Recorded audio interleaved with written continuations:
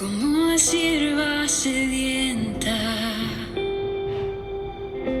busca corrientes de agua. Así mi alma. Muy buen domingo, abrazo fraterno a todos desde aquí por medio de las redes sociales. Bienvenidos a esta pequeña reflexión del domingo 21 del tiempo ordinario. Escuchemos el Evangelio de este domingo 21 del tiempo ordinario. Del Santo Evangelio según San Juan. En aquel tiempo, Jesús dijo a los judíos: mi carne es verdadera comida y mi sangre es verdadera bebida. Al oír sus palabras, muchos discípulos de Jesús dijeron: este modo de hablar es intolerable. ¿Quién puede admitir eso? Dándose cuenta Jesús de que sus discípulos murmuraban, les dijo: ¿esto los escandaliza? ¿Qué sería si vieran al Hijo del Hombre subir a donde estaba antes? El Espíritu es quien da la vida, la carne para nada aprovecha. Las palabras que les he dicho son espíritu y vida, y a pesar de esto, algunos de ustedes no creen. En efecto, Jesús sabía desde el principio quiénes no creían y quién lo habría de traicionar. Después añadió: por eso les he dicho que nadie puede venir a mí si el Padre no se lo concede. Desde entonces, muchos de sus discípulos se echaron para atrás y ya no querían andar con él. Entonces Jesús les dijo a los 12: ¿también ustedes quieren dejarme? Simón Pedro le respondió: Señor, ¿a quién iremos? Tú tienes palabras de vida eterna, y nosotros creemos y sabemos que tú eres el Santo de Dios. Palabra del Señor. Gloria a ti, Señor Jesús. La pregunta para la reflexión del día de hoy: ¿tú te animarías a abandonar a Jesús? Y bueno, me regreso un poquito a los domingos para recordar este hermoso capítulo 6 del Evangelio de San Juan, que lo hemos leído en domingos anteriores, y cómo parte este capítulo 6 en el versículo 1 y en ese primer episodio con la multiplicación de los panes. El signo visible en el que Jesús quiere darnos testimonio de cómo Él es verdaderamente el enviado de Dios Padre. Y después una serie de cambios que se dan en la multitud que lo sigue. Al principio la multitud está escuchándolo. Después la multitud incluso va tras él en un momento de descanso que quiere tomarse Jesús junto con sus discípulos. Y la reflexión que hacíamos en domingos anteriores: ¿realmente buscamos a Jesús porque sacia ciertos aspectos de nuestra vida o por un verdadero encuentro con Dios? Después la multitud sigue teniendo dudas, pero el diálogo de Jesús ya es más interesante. En este capítulo 6, cómo la secuencia del evangelista nos va llevando a un diálogo más profundo. Ya Jesús incluso hace una comparación de el pan que daba Moisés, que sacia el hambre, y el pan que Él da.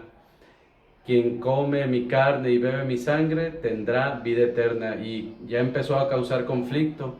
Ahora Jesús, en este pasaje, cuando empieza a hablar ya del pan de vida, de la verdadera comida, de la verdadera bebida, entonces ya los discípulos empiezan a confundirse más. Y empiezan a la multitud, incluso dice Jesús, a escandalizarse.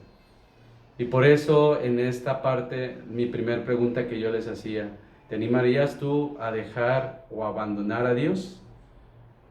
Y nos podemos quedar a pensar y cada quien dar distintas respuestas.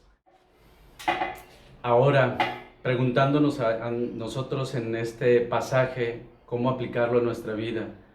Hay distintas maneras de abandonar a Dios. Y algunos podemos decir que no hemos abandonado a Dios porque seguimos dentro de la iglesia, y porque somos sacerdotes, y porque somos catequistas, y porque somos ministros, y porque vamos a misa cada domingo.